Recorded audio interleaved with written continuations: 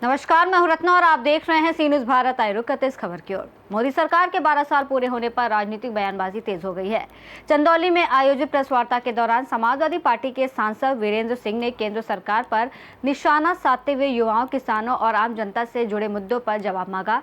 चंदौली में आयोजित प्रेस वार्ता के दौरान सपा सांसद वीरेंद्र सिंह ने कहा कि केंद्र सरकार अपनी उपलब्धियों का प्रचार कर रही है, लेकिन युवाओं, किसानों और आम लोगों के महत्वपूर्ण सवालों का जवाब नहीं दे रही है। उन्होंने दावा किया कि कौशल विकास योजना से जुड़े मामलों पर सवाल उठे हैं और सरकार को इस विषय पर श्वेत पत्र जारी कर स्थिति स्पष्ट करनी चाहिए।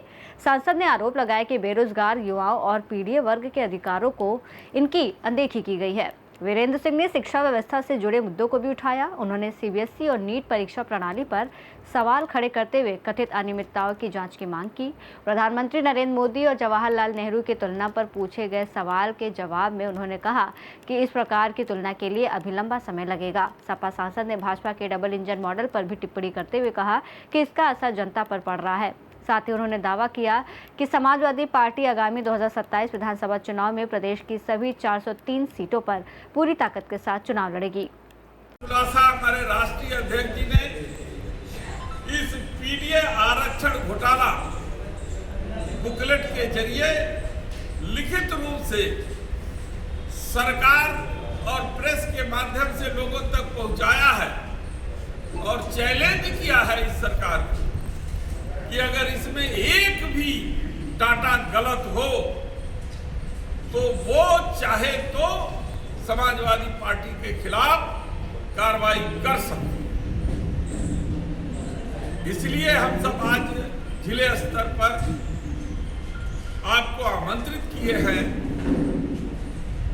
कि ये सरकार अपने 12 साल के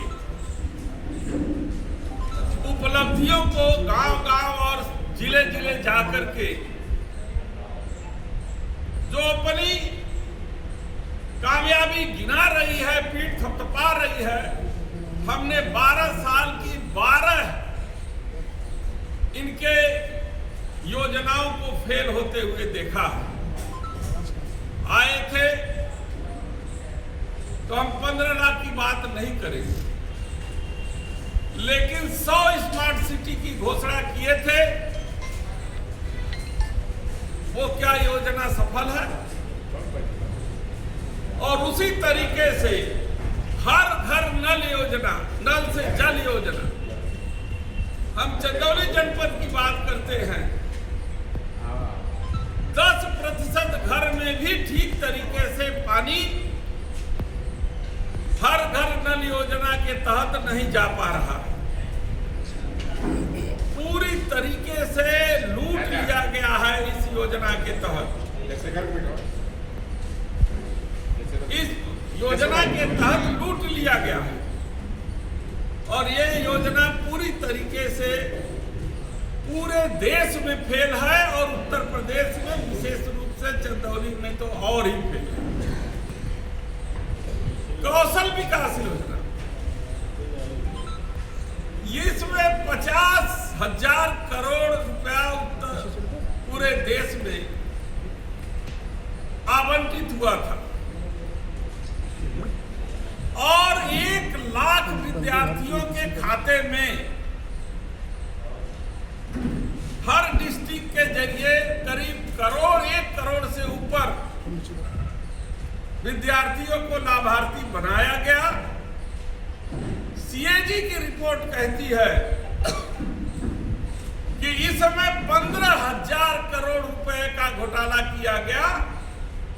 एक विद्यार्थी का नाम 100 जगह अंकित करके पैसा लिया गया और कई प्रदेशों में उस एक ही विद्यार्थी का नाम आया है और संस्थाओं के द्वारा उस पैसे का कौशल विकास के नाम पर, ट्रेनिंग के नाम पर लूट की गई। 14 से 19 तक कौन मंत्री थे? 19 से 24 तक कौशल विकास के कौन मंत्री थे? ये सब आपसे छिपा नहीं है। तो वो लोग जो बड़ी बड़ी बातें कर करते हैं,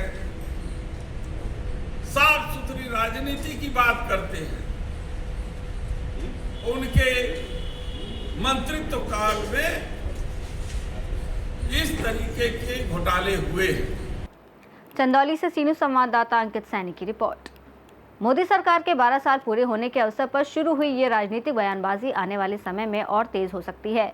विपक्ष जहां सरकार की नीतियों पर सवाल उठा रहा है, वहीं सत्ता पक्ष अपनी उपलब्धियों को जनता के सामने रखने में जुटा है। रिपोर्ट में फिलहाल इतना ही। देश और दुनिया की तमाम बड़ी खबरों के लिए देखते रहिए सी न्यूज़ भारत।